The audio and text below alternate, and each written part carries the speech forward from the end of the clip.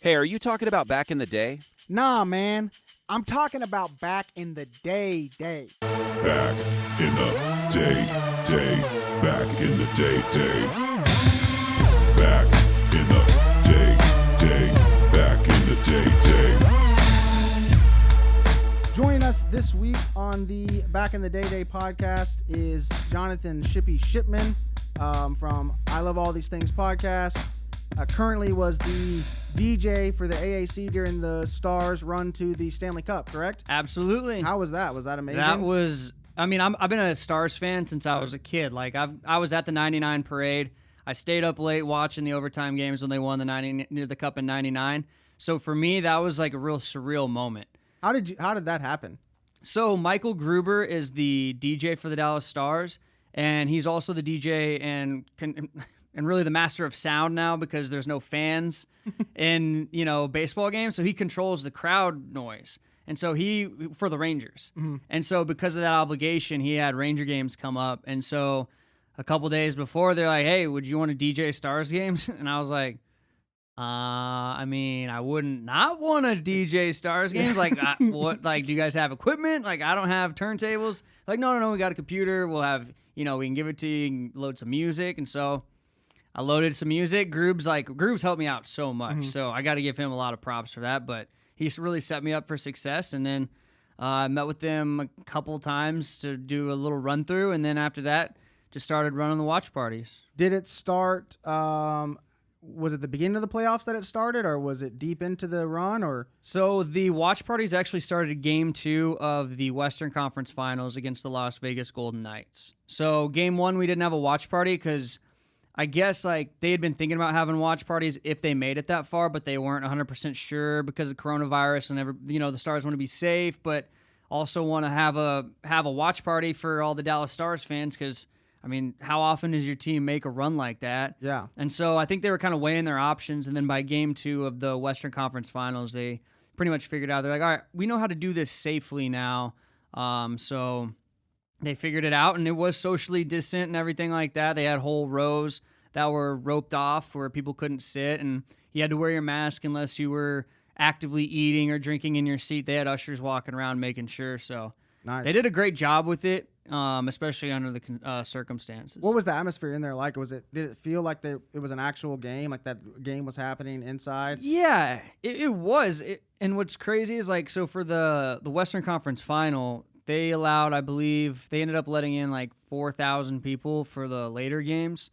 It only went 5 games, but I think Game 4 and 5 they opened it up a little bit more. Mm-hmm. Then in the Stanley Cup, they opened up the third level of seating, so there was 9,000 people in there, but it sounded full. Yeah, the fans that did come, they were really, really loud, and it was really, really cool.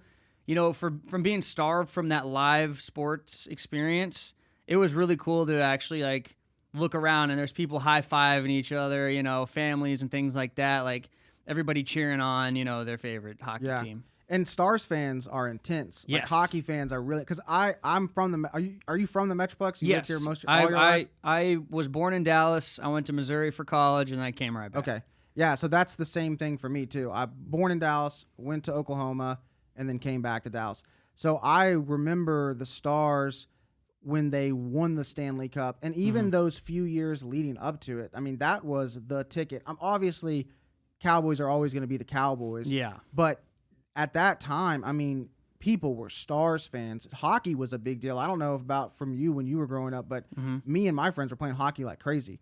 Yeah. All the time outside. And none of us were any good at it. We didn't really know what we were doing because our dads were like, let me show you how to play hockey. Yeah. You know what I mean? Yeah. But we were playing hockey constantly.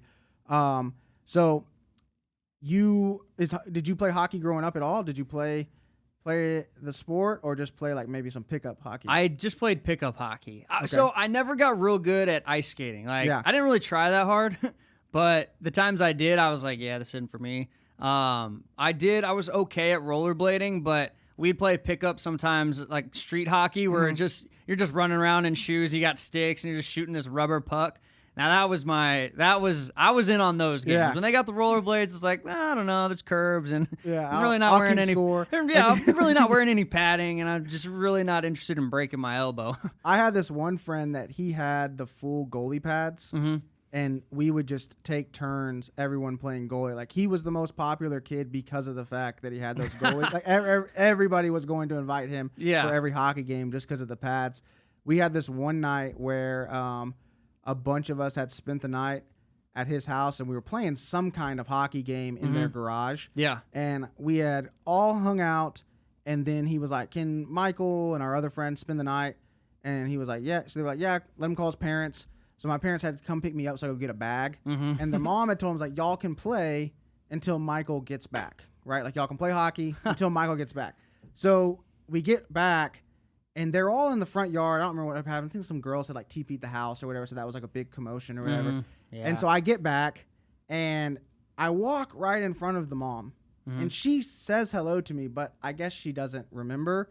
So they end up playing hockey for, like, 3 hours in that garage. Wow. And finally, the mom's just like, I guess I'm going to go to bed because Michael, they made me sit.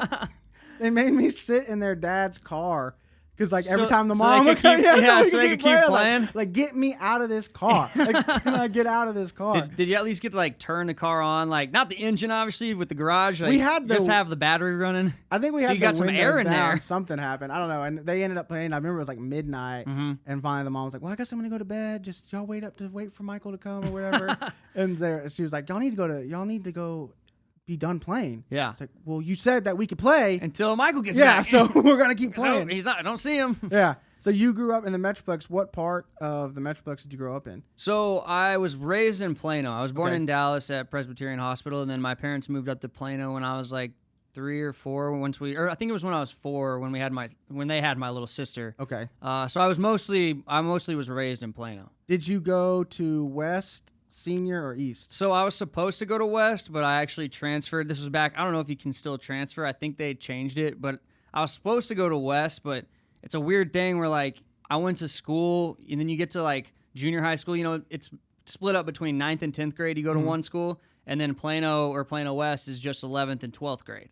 And so when I got to Jasper, which was the 9th and 10th, I'm with all these people, and then it's like, oh, hey, by the way, like, 3/4 of these people are going to go to this school, and now you're going to go to a new high school and meet all these other people. And, like, my drumline instructor as well was with Plano, so I looked at it and I was like, I'm just going to go to Plano. Yeah. I grew up in Carrollton, so I went to Hebron, if you're okay, from, yeah. So I'm from, I'm in that same kind of area as well.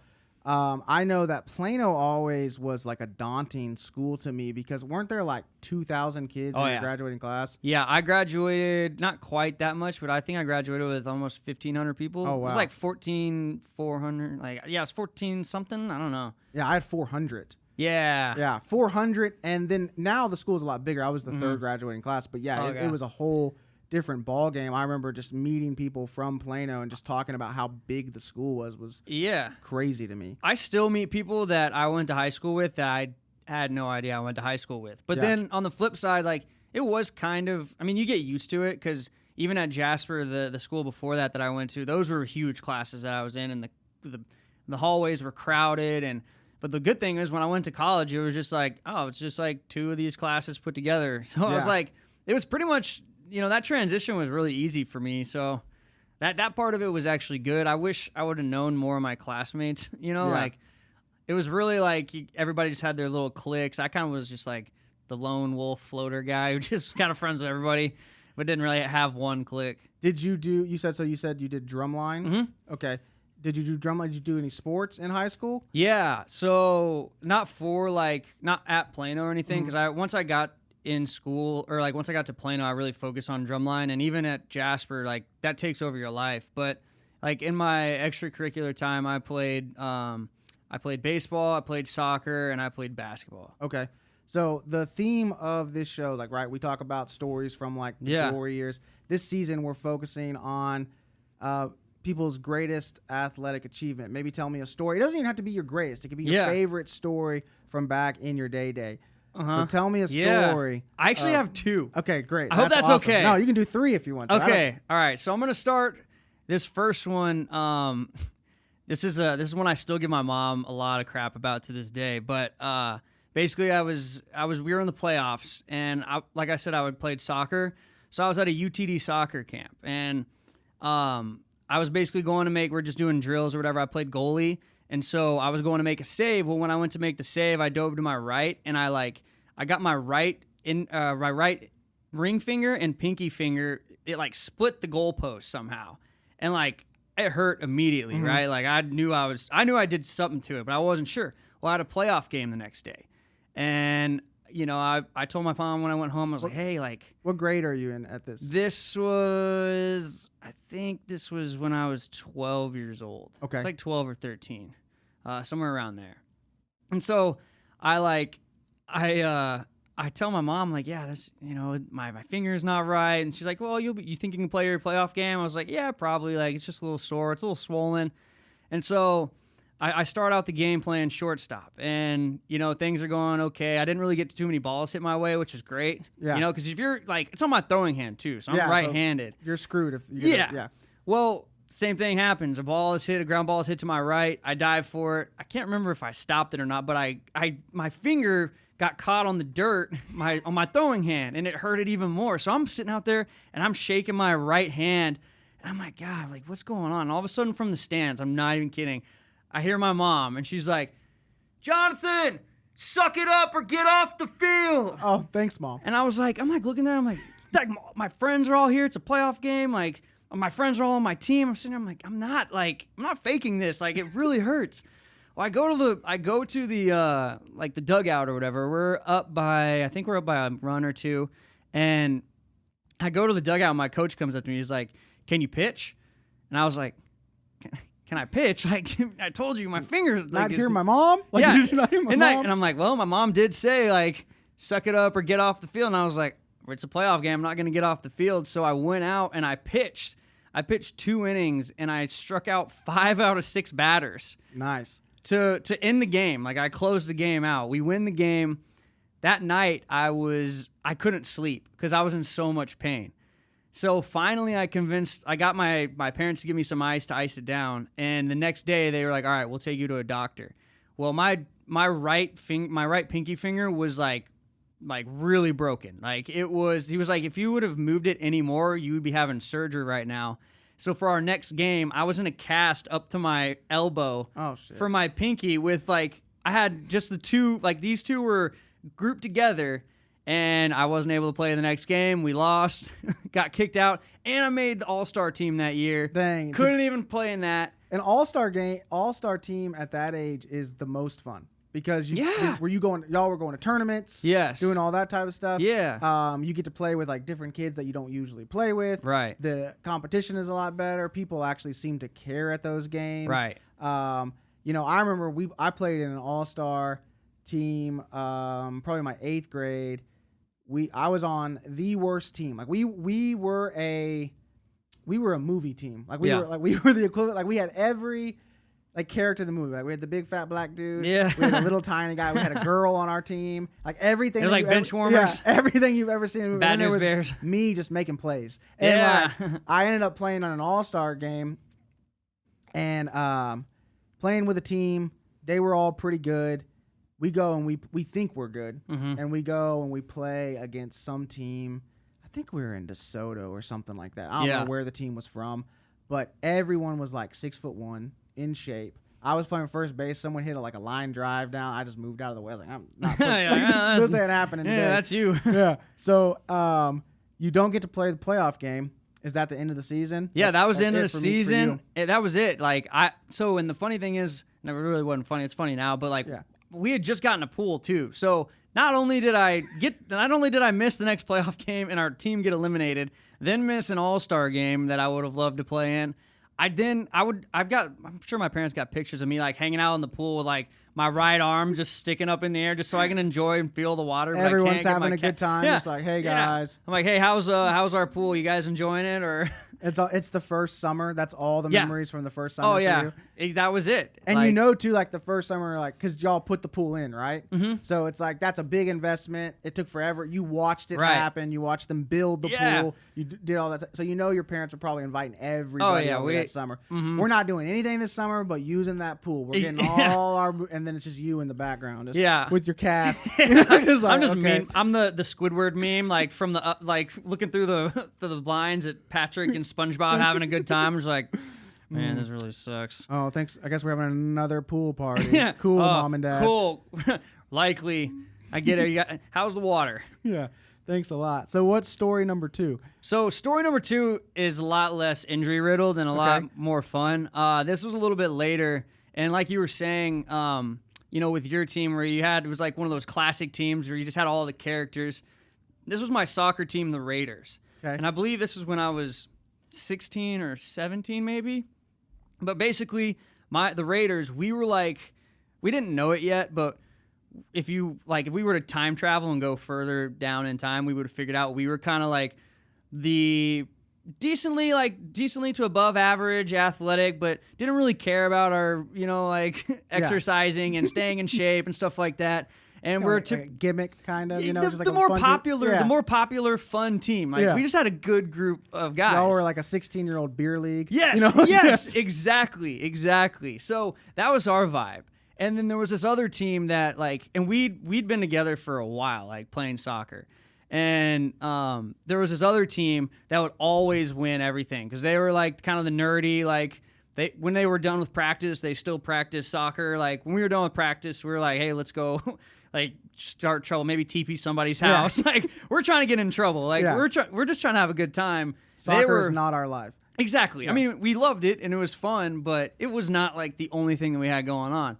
So basically, we went on this awesome playoff run once it hit playoff time in Plano, and basically it ended up where it was us versus it was the cool squad and the nerd squad facing off for the championship, I don't remember the exact division or how they organized all that, but it was a big deal. All the girls were there, and we're like, oh god, we gotta win this. Can't let these nerds be as friends as girls. Yeah, right? exactly. It's a big deal at 16. Yeah, and so, but they were really good. They were really, really good. And so, where the game gets underway, I play goalie. I was the goalie for this team, and I was always really good at goalie. It was great because I didn't have to run. Yeah. So I'm watching everybody else run all the time. Hands. Yeah, and I would ask to play forward every once in a while if we got up, and I'd get out there and be like, God, I'm tired. Why did I do this? I could just be back there just catching soccer balls. Now I'm out here sweating and stuff. But so it goes to overtime, right? And there's 2 overtime halves, and still it's 1-1 or 2-2. It's all knotted up, and it was a great game. Our squad, we had the game of our lives. We really tried this time. Nobody was drinking the night before, this game. And so it comes down to penalty kicks. And I'm like, oh my God. The pressure is on now, right? Yeah, because in the regular season, you don't do penalty kicks. It's just a tie. The game's over. So I'm sitting here, I'm like, man, I play goalie, but I've never done penalty kicks before. So I'm sitting here, I'm like, oh my God, what am I going to do? And so it starts off with them, and I'll never forget this. It starts off with them, and they had their best nerdy player go, first, obviously, because they want him to score. And he had an incredible shot, and I dove up and to the left, and I'm like, oh no, I missed it, and it hit off the top post, and was rejected. And I was like, oh my God. I was like, this is a sign. I think we got this. So it goes to us, right? So we had Cristobal, who was our Ronaldo, basically. Mm-hmm. I mean, he was amazing. I don't know, he had no business being on our squad. He was the one, he was a partier too, a fun guy, but he was a little bit more serious. He probably could have played with a lot better people than us. So he signed up late, maybe got on the wrong yeah, team. Exactly. He's like, wait, this was not what I was expecting. This is not the junior team or something. Yeah. But so he goes up, he nails it, he scores. So their next shooter goes up. I dive to my right and I block it, and I'm like, oh my God. I was like, first one was pure luck. Yeah. Thank God for the post. And hey, as a goalie, you'll ever tell you the post is part of. Yeah. That counts too, as long as it doesn't go in. So I'm like, man, we're up 1-0. So how many rounds are there? So there's 5. 5. Okay. And so, and keep this in mind. So one of our coaches who knew I'd never done penalty kicks before, he thought he was helping me, but he's behind the penalty kick taker, and I can just see him, and he's waving his arms all around like this, and he's going like this if he wants me to go left or go right. And I'm like, dude, I'm looking at the ball. Like I can't look at you, then look at the ball, and then try to save it. Because don't they say like normally goalies, you just have to You have to react. You just guess. Oh yeah, before you're even gonna go. And that's the thing with the penalty kick, you just guess. Like you can. So really, how I kind of broke it down is I tried to watch how they approach the ball. So if they took a certain, like if they're running more towards the right side of the ball, basically it's gonna be harder for them to kick across their body to go left. Yeah. And even if they do, they're not going to do it accurately. So if they approach the ball that way, then I'm going to assume that they're going to go to my left, their right. Now, that's kind of how you figure it out. That's why if you watch, like, sometimes in professional soccer, they'll kind of stutter step when they get there just to throw the goalie off because now the goalie's like, wait, now that he's slowed down his stride, I don't really, he's got a lot more control over the ball. Because I feel like when you watch like professional soccer and they get to penalty kicks, it's usually either the goalie goes one way. It never seems like they go the same way at all. No, and it's very rarely. And like obviously we're comparing two really different levels of soccer here. So for me, I'm just looking. I'm like these nerds are smart. They're kind of trotting. They're kind of trotting to the ball, waving at their mom and dad. We're in the playoffs. Exactly. Like. But it was serious. Like, when I tell you that the girls were there, like, we were all like, man, if any of us are gonna have a shot with them in any future grades, we need to win this game right now. And so, like, it was it was pretty serious because there was a rivalry between us. Like, there was some bad blood, and so it goes to the next. I think our second shooter he missed, Vince, and then they had their third guy. He scored on me. I jumped the wrong way. And basically, it came all down to the very last kick. I stopped the fourth one, they scored the fourth one, and so it ended up being 2-2 going down to the very last kick. And so they went first, and I blocked it. I think they actually kicked it right down the middle because that's another thing that people will do is because of you're just assuming the goalie's going to guess. They'll sometimes just kick it straight down the middle just to think like, oh, he's going to dive out of the way. He's not going to be able to do anything. And so I ended up stopping that one. We score the fifth and final goal. We win the game.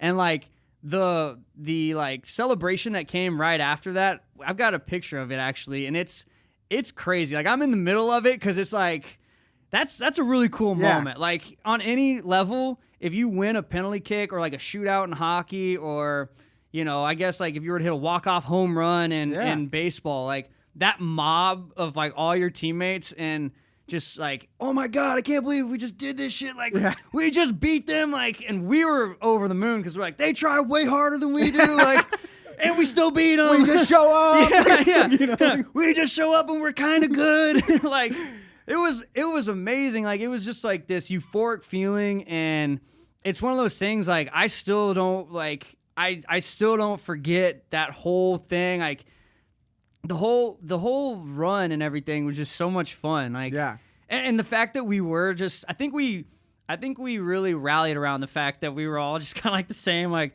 well, I mean, yeah, we want to be good, but we're not gonna try too hard to be good. But I mean, we're all kind of naturally fast, and we've been playing soccer for a while, so we're just kind of. I think we all like rallied around that, and that's what made the team like mesh so well. So, but you're leaving out the number one most important thing. Did you guys end up getting the girls afterwards? Okay. Yes. Yeah, and down the road too. And down the road, because I remember too, like we were all talking. We're like, hey, are we gonna invite some girls to this? And like some of us were like, dude. Like, what if it doesn't go well? Like, wouldn't we? Like, they can just hear about it at school the next day, right? Because it was a thing that people would talk about. Yeah. Like, the next day, they'd be like, oh, yeah, did you hear, like, Jonathon and them's team? Like, they beat, I think they were the Rockets. Like, yeah, they were the Rockets. And they're like, yeah, you remember that, like, they beat them over the weekend for the championship after they won, like, the last 2 or 3. Like, it was a big deal. Nice. And you'll probably use that for a few months. Oh, like, yeah. You know what I mean? Like, which girls were at that game? No, like... Jessica wasn't. Okay, don't call her. Right. I'll still see one in Uptown these days. I'll be, hey, do you remember that soccer game back in 06? I don't know if you remember that. But I don't know if I was the goalie. I stopped, like... No, but here, let me show you real quick.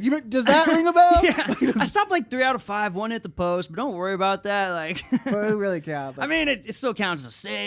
She's like, why are you still talking about Yeah. She's like, aren't you over this? No. Here, check out this here, Letterman jacket. Look at my picture. Why are Yeah. they on your phone? Did you have an iPhone then? All of your favorite pictures on your phone are your athletic achievements. What is this? That's awesome. So you go to end up going to Mizzou, right? Mm-hmm. What made you decide you want to go to Mizzou? So, because I wanted to do journalism, Okay. and basically that's like the number one journalism in the journalism school in the country, and I honestly also really didn't want to do high school part 2. Like Okay. I knew I could have gone to Texas Tech. I could have probably gone to A&M if I wanted to. I never really wanted to. Yeah, A&M's Yeah. Aggies. I'm sorry, but it's I a know. weird school. I love the Aggies, but I don't love the Aggie process or like what happens when they. I don't know what happens when they get there. I always wanted to go to Texas A&M growing up until I visited there. Yeah. Like I went to one of my friends. I went and saw them. We went to like Midnight Yell. Yeah. And I was sick. I was not feeling well, and it was really cold outside, and I had a beanie on, and people were yelling at me as if I was disgracing their family name. Like, take the hat off and show some respect. I'm like, I'm freezing. I have a cold. Get some girl cheerleaders.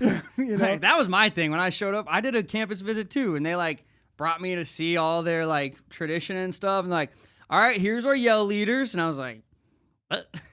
Like yell leaders? Like, you need to lead us to yell stuff? I'm like, what about the cheerleaders? Yeah. Well, we got a dog. I'm like, I mean, I love dogs. Yeah, but come on, not at 19.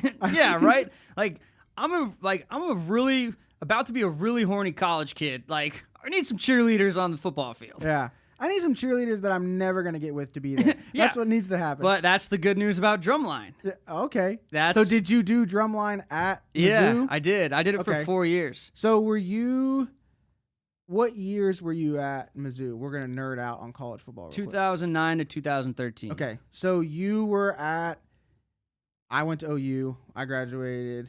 So you were there after Chase Daniel. Yes. Or was he there your freshman Yes, he was out. He was there the year before. Okay. He left the year before my freshman Okay. year. So he was there at 08. year? You were there the year that you guys beat Yeah, OU when OU yeah. was number 1, right? That's my number one athletic, but I wasn't part of the athletics moment of my Moments. life. Yeah. Mine is I have 2 from college. It's we beat Mizzou in 07. Did you care about Mizzou before you went there? Not really. Okay. So if you know anything, maybe you know about it because you know the history of Mizzou, but 07 Mizzou loses twice that year. Yes, And- yes. okay, they In the lose- Big 12 championship, yeah, right? Yeah. the only 2 games they lose are OU and OU. Yeah. In the regular season Yeah, and the championship game. yeah. And so going into the OU game the OU Mizzou game is in Norman, okay? And it's a close game the entire game. And Chase Daniel's up for the Heisman that year. Like, he's a big, big deal. Yeah. And I remember my roommates were wrestlers at OU, so we always sat in the athletics section right in the stadium. And I remember sack Chase Daniel, he fumbles, we pick it up, score a touchdown, something like that. My roommate picked me up off the ground What? and bear hugged me, and I'm in the air. I've never been so like lifeless and like out of control of my body. Yeah, you're it like- felt like I was in the air for like 3 minutes. Like I was just like, what do I? Like, what do I do? Yeah, I was just in the air, and I'm 6 inches taller than him too. So I'm just like, Oh, really? really high on the ground, but also not, And I'm just there and like, but so mine, that game. What was that atmosphere in that game like? Because that was a night game, wasn't it? Yeah, it was college game day. And Was it homecoming too for you guys? Yes. Okay. So this is why this was such a crazy experience for me, because for Mizzou football games, for the drumline and the band, so this is a big misconception about band. I mean, about college band.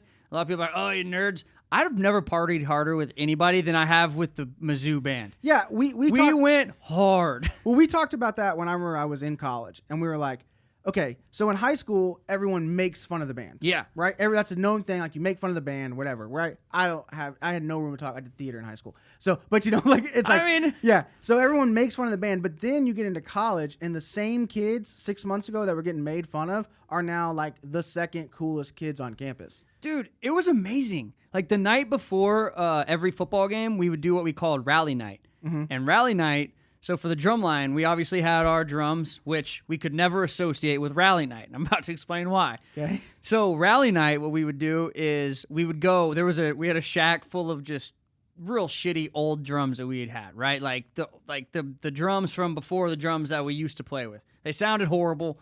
They could keep a beat though, and we'd grab like a snare drum, a bass drum, some cymbals, and then we wouldn't even bring quads because they're too heavy unless somebody really wanted to play them.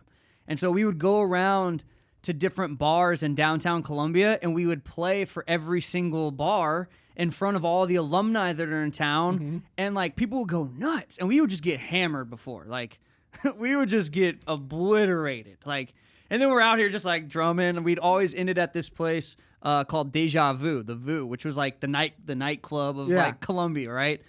And so we did this before every single game. Well, every spot that we went to, our payment for doing what we did to them, they in turn gave people old enough with the band a keg from each place to fuel our band party that would be after the football game.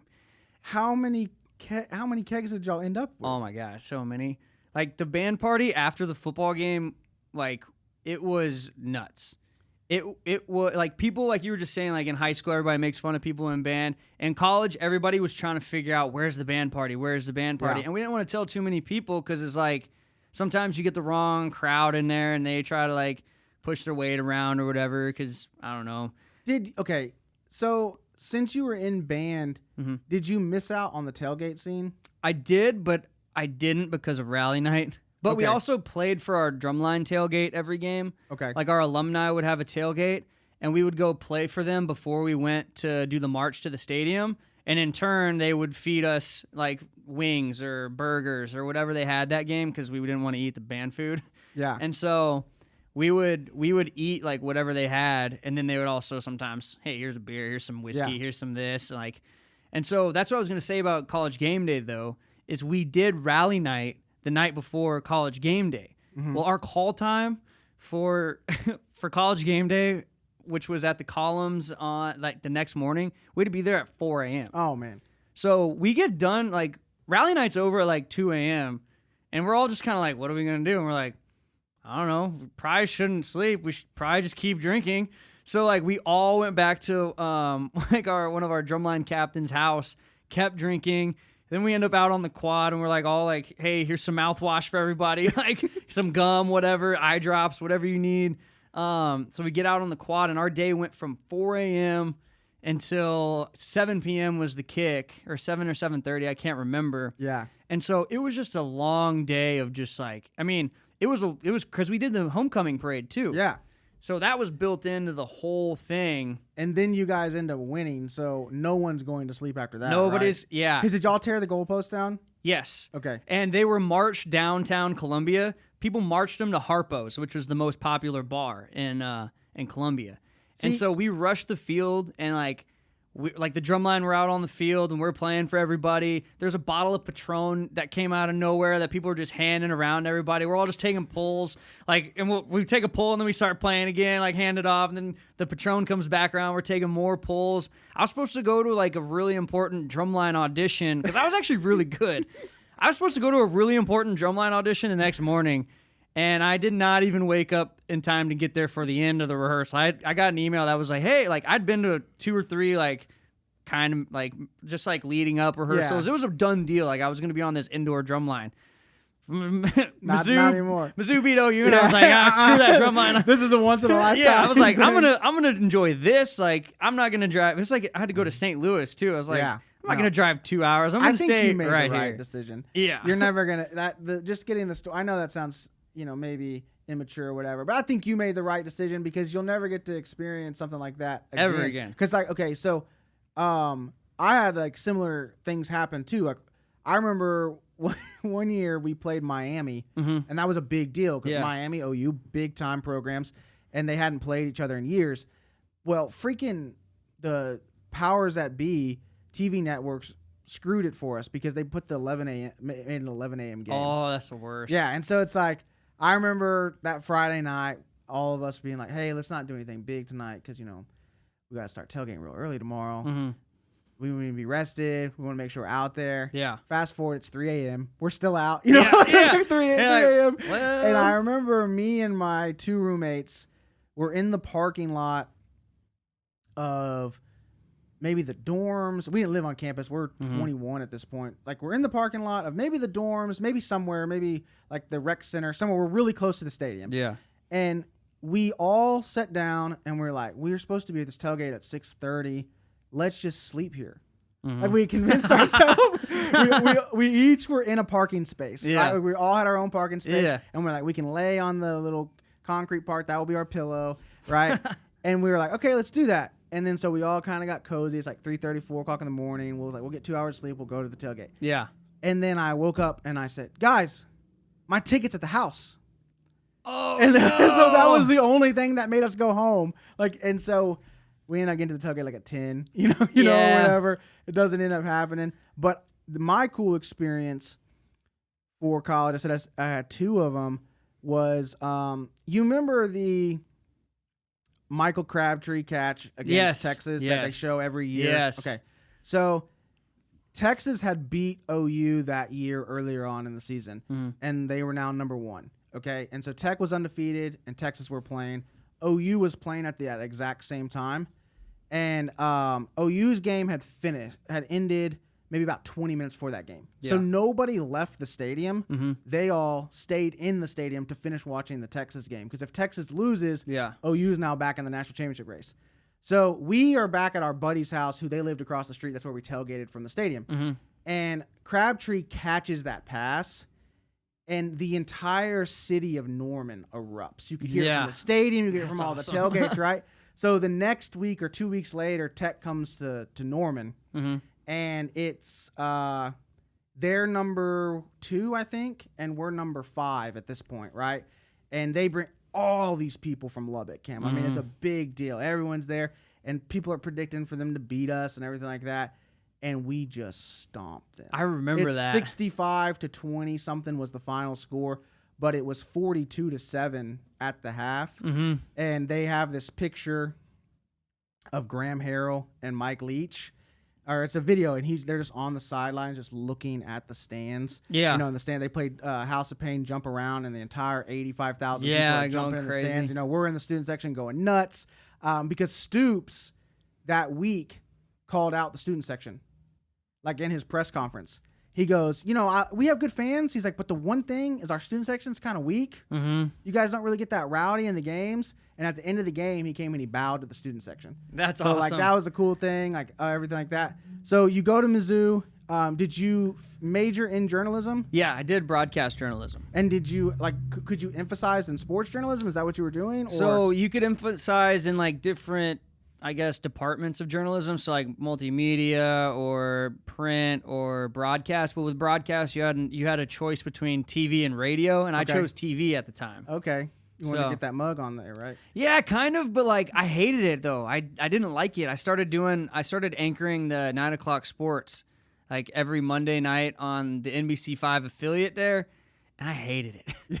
I hated it because it'd be like, hey, Jonathan, before you go out there, Dan went 2 minutes over on his weather report talking about the clouds, so you're going to need to nix your last 2 stories. And I'm like, all right, so now I'm going to sit here and I'm going to say that the Cardinals won, show a couple plays, and I'm going to talk while the plays happen and explain what the people are seeing, and then I'm going to tell everybody that the Royals lost, and then I'm going to watch some plays that the Royals didn't make, and I'm going to explain how they didn't make them, and then I'm just going to walk off the set. And you're like, I didn't like it. There was no room for creativity. It was no passion at it. It was like everything was written to. I'm not a write it down person. I'm gonna wing it. Whatever comes to my mind, I say it. Yeah. So how do you end up getting into radio? So after I figured out I did not like TV, I came back to Dallas after the Mavs had won the championship, and they were doing an open practice at the American Airlines Center. And so I convinced my dad to go with me. My dad was very nice enough to go. I know he really didn't want to, and I was just being the annoying son who was like, hey, like, let's go to the Mavs open practice. Like, it's just Mavs versus Mavs, but it'll be cool. Like, Dad. Yeah, I'm like, come on, Dad, let's go. And so I ended up going, and actually, I think this was before the season that this happened. But anyways, it was an open practice, but we ended up going, and I walked past Randy Galloway and Company, and they're broadcasting from the American Airlines Center. I turned to my dad, and I was like, I want to take his job one day. And he was like, well, go tell him. I'm like, I'm not going to go tell Randy Galloway, like, hey, I want to take your job one day. Like, I'm not going to. He's like, no, don't say that. Go introduce yourself. Tell him where you're going to school, what you're studying, and that you would like to get more information. So I ended up walking up to him. And I ended up talking with Tom Lee, who was the program director at the time of 103.3 ESPN. And I walk up to him, or actually I walked up to Galloway first. I was like, hey, like, how do you get into your business? Like, what do you do, Mr. Galloway? Like, I was super nervous because, like, that's like he's like a DFW legend. Yeah, and you've probably listened to him growing up. Oh, I listened to him all the time. Read his columns, Everything. And so I walk up to him, and I'm like, hey, like, how do I get into this business? And he's like, I need you to just talk to Tom over here. And, like, this is our program director, Tom. And I'm like, all right, dude, like, that sounds cool. Like, I didn't know what a program director was. I'm like, cool. Like, is this the boss? Like, can you use my terms? Like, this is our boss. Like, suck up to this guy. So I ended up talking with him, and I explained everything to him. Hey, I'm at University of Missouri. Just did TV. Turns out TV sucks. I'd rather do radio, I think. Is there a way I can? And he's like, yeah, next week, come up to the radio station. We'll give you a tour. And then and we'll give you a tour, and then you can check it out and see if you like it. And then we've got an internship in the summer. And so I ended up going and getting the meeting, and everything went super well. And then he's like, yeah, send me your resume and in an application for the internship, and I'll get back to you. So I ended up getting the internship with ESPN. Got to work. That was the summer that I worked with them, was after the Mavs won the championship.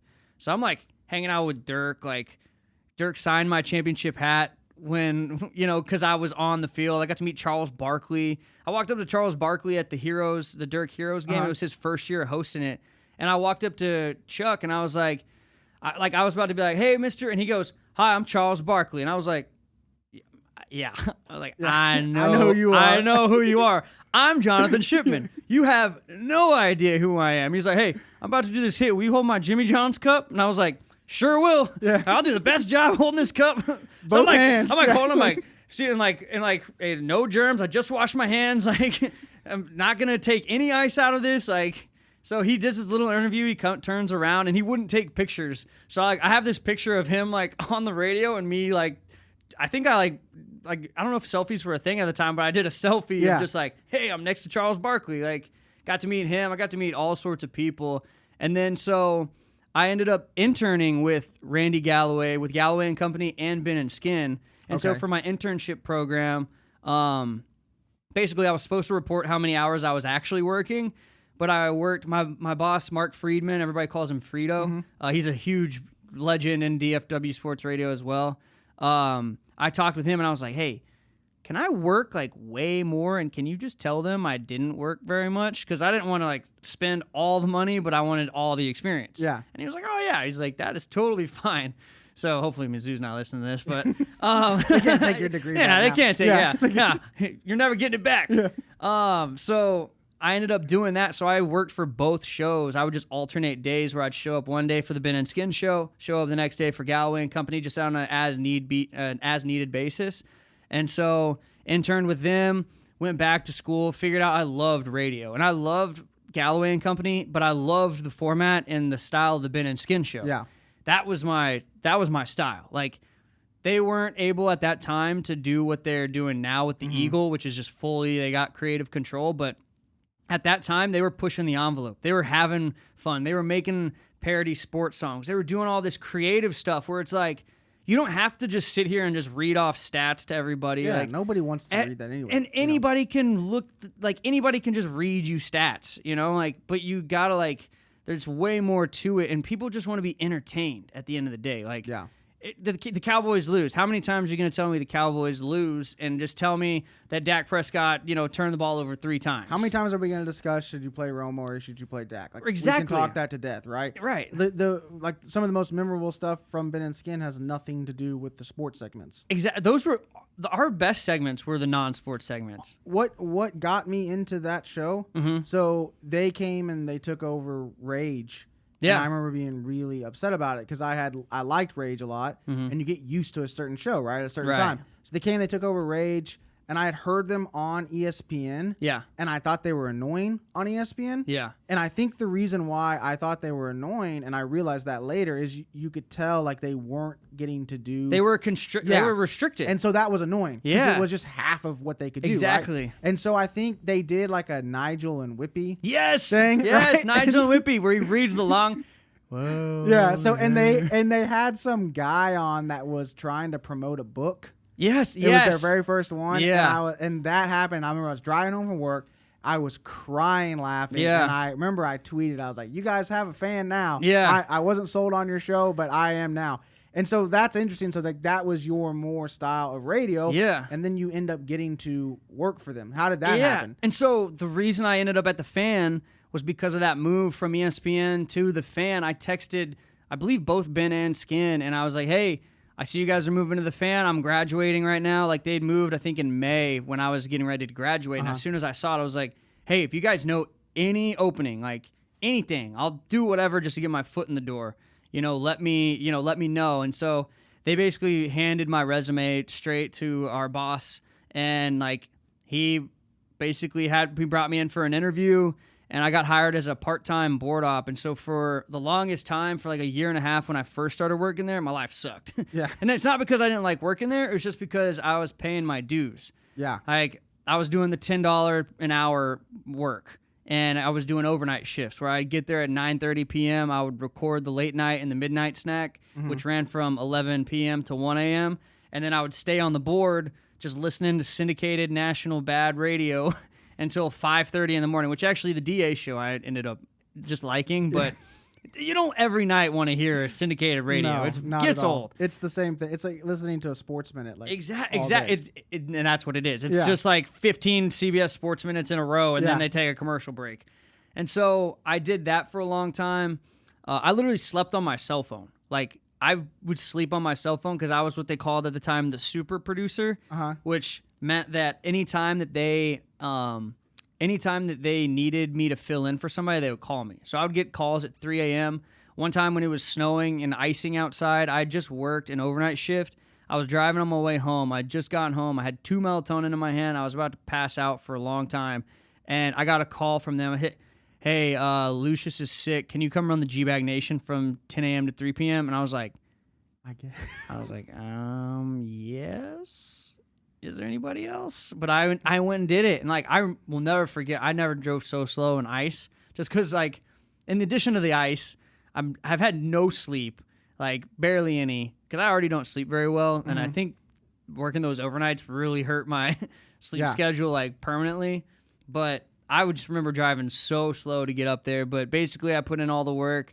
I got promoted to the night show, and then shortly thereafter, I got promoted to Ben and Skin. when you were doing the part-time and working all those crazy hours, were you also working another job as well? So I would pick up like odd jobs around. Like that was around the time when the Xbox One came out, for example. And I worked like this one company would hit me up whenever they had events that they would typically have out at the Gaylord and Grapevine, I think. Is that what that is? Mm-hmm. Yeah, that's a good word. And so they would have these events out there, and there was this lady, I can't remember her name, but I appreciate her because they paid way better than radio did. And so like they would hit me up and they'd be like, hey, we got this event. Can you just come? Like I was just like a PA or like just an assistant. Like I just did whatever they needed. Oh, you guys need Chick-fil-A? Cool. Give me money and I'll go buy it all. Like, and so I worked like an Xbox One launch event. So I was just sitting there like, this was one of the cooler ones. I'll tell you about one of the bad ones here in a second. But I got to go like to the Xbox One thing where I'm like previewing all the games. I'm like, dang, this is cool. They're like, don't post anything. I was like, well, you guys don't follow my Snapchat. Yeah. So like, I'm on here like, look at the controller. Like, look at this. Like, I'm playing. Like, I was having the time of my life. And they'd be like, hey, Jonathan, we need you to come move this stuff. I'm like, all right, yes, sir. Put the controller down. Go move something real quick. Come right back. And so I ended up buying an Xbox One while I was there with the money that they gave me. So it was cool, like, to work an event like that. But I also worked, like, one of those weird pyramid scheme events, like, where they sell the clothing and they're, like, it was weird. Like, I'm sitting in there, like, I just set up all these chairs and all this stuff and, you know, set out food, and I'm sitting there and they're all like repeating these sayings and statements that this one lady on stage that had like a screen above her, like it was like cult, like it was a very weird thing. Nice. I was like, yeah, I don't know if I can work in more events you didn't end up with you signing guys. up? No, I didn't. No, none of their clothes fit me. So I was like, yeah, if they fit, I might. But they had these all like weirdly staggered, like they're like. It was one of those things where they went and sold the product too. Mm-hmm. Like they bought the product, but they sold the product. So it's like those people on like Facebook that you haven't heard from in forever, and they all of a sudden have like smelling salts or whatever they want to sell you, or like, hey, and they're telling, and like the people at the conferences that they're going to that are teaching them how to sell it, are telling them like, if your friends won't sit down with you to listen to your meeting, they're not your true friends. Yes. Yeah. And I'm sitting there, I'm like, well, they could be a great friend, but they just don't want your freaking smelling salts or stop clothing. Selling me stuff all the time. Hey, maybe just ask me how I'm doing. Don't just try to like, hey, what's up? Oh, what do you need? Would you like to buy this clothing? You can always tell too when that sales pitch is about to come. Oh up. yeah. You know what I mean? Like someone that you haven't talked to in years is like, man, what's going on? I'd really like to sit down with you soon. Why? Right. You know, like, what are you about I've to had sell a million me? of those. Yeah. Well, I can't, like, it's bad. The only day that I get messages from people I haven't heard from in a long time, and I don't assume that, is my birthday. Yeah. And that just passed. So I got like a year of just, if I see a name that's unfamiliar, I'm be like, or a name that's familiar but I haven't heard from in a long time, I'd be like, all right, what do you want? Yeah, exactly. So you end up, now you're just kind of a free agent, right? Like trying to find the next step. Yeah. So I'm like what they call a celebrity bartender and ambassador of fun at Rollertown Beer Works, which is Ben and Skin's brewery up in Salina. Yeah, I've been up there a few times. I live in Light Farms. Oh, that's where Ben lives. Yeah. Yeah. So I've been up there. I think we've been up there twice. Okay. Yeah, I love it. Like I love working there. It's a lot of fun, but it's not like I have other stuff that I'm gonna do, but it's like it's all sport based, and right now coronavirus has really put a damper on everything that I would typically do. So right now it's just like I call in every day for the Ben and Skin show for the Today game. I actually forgot today because I was making soup. I feel kind of like I don't even have a good reason. Like I was just making. That's the worst. No, like, that's not even. That's not even a good story. It was the worst, dude. But I'm honest. Yeah, and you can't even tell. Like that's not even like you don't even want to tell anyone that you're making soup. Right? Oh no, like, no, I didn't. I didn't like. I mean, I actually regret telling you right now that I was making soup. But that's what was happening. I was making some soup, and then I looked up at the microwave clock, and I was like, "Oh shit!" Hey guys, 4 I o'clock. appreciate y'all putting me on y'all's show that gets a lot of listenership every single day. And you guys really promote my podcast. But your boy loves soup. But I don't even like soup. That's the worst part. I don't even like it. I was just a moment of weakness. I saw I had some soup, and I was like, well, I'm kind of hungry. I want to eat a little bit of something. I don't got nothing going on. And I was like, I don't know, make some soup. Nothing happens around 3 o'clock during the day for me. So. Yeah, I was like, well, I'll just, make some soup real quick. And then I was like, shit, I forgot. What kind of soup was it? Chicken noodle. Oh, there you go. Basic soup. It was basic, too. No, I know. It was not my best excuse for missing the Today game today. Oh, man, that's awesome. Well, hey, I'll end it with this. So I ask everyone this at the end. You told me your greatest athletic achievement from back in the day. Mm-hmm. What's the most athletic thing you've done in the past 6 to 12 months? Ooh, the most athletic thing I've done in the past 6 to 12 months? I feel like it's one of those things where, like, you're in the kitchen and nobody's there, and, like, there's a plate that falls and you catch it. Yeah. You're like, man, if SportsCenter would have had a camera in here, I'd be on the top 10. Let's see. The last 6 to 12 months... I haven't really done a whole lot of athletic stuff. I went skiing a while ago, and I didn't fall at all. How sore were you? Because now you're 30 now, right? Yes, just turned 30. So, actually, that would be the most athletic thing. Turning 30? No, the skiing. That was well. My problem is I'm horrible with timelines, so I'm sitting there. I'm like 6 to 12 months. All right, so we're in September. So 6 minus 6 is March. So if we go back, so it would have been the ski trip that I. How sore were you after you skied? Actually, Not that sore, honestly. It wasn't too bad. Get ready. Now that you're 30, you're just going to be sore doing random things. So I woke up the other day and my back was hurting, and I was like, what? And it actually turned out to be a slipped rib. Oh, okay. Which I didn't know that was like a thing, that your ribs can just be like, oh, sorry, slipped. That's going to hurt. Get ready for the first night that you sleep with the wrong pillow. Oh. That's bad. Really? Yeah, man. Every now and then the pillows get switched out between me and my wife. I'll have her pillow, she'll have mine, and both of us for like the next day and a half, our bodies are just in complete pain. So do you have to go see like a doctor or something to figure out what type of pillow is your pillow? No. Or do you just like sleep on one and you're like, oh, God, I hurt. So You just get used to your pillow. I think your body, okay. at a certain, when you're 19, you can just sleep anywhere on the floor, wherever, right? Yeah. Once you get, early 30s, mid 30s, that goes away. Yeah. Sleep the wrong pillow, you're out for 2 to 3 days. Yeah. All right, man. Well, where can people find you? So on Twitter, it's at Shippy Fun Sports. On Instagram, at Shippy Fun Picks. You can find my podcast, I Love All These Things podcast. It's on Spotify. It's on Apple Podcasts, on Google Play. It's literally on any podcasting avenue that you can use to listen. So I appreciate it if you guys would check out the podcast. I appreciate you guys having me on this podcast. Well, Shippy, man, you've been so much fun. Thanks for coming on. Absolutely. Make sure you guys check out his podcast, I Love All These Things. Check him out on all the social medias. He's a really good follow. You can follow me on Instagram at HeHeMikeP, because I hope you go hee when you watch me do sets. You can find me on Facebook at facebook.com/Michael Pasvar. Make sure you guys subscribe and rate to the podcast. We'll see you guys next time. Bye. Day.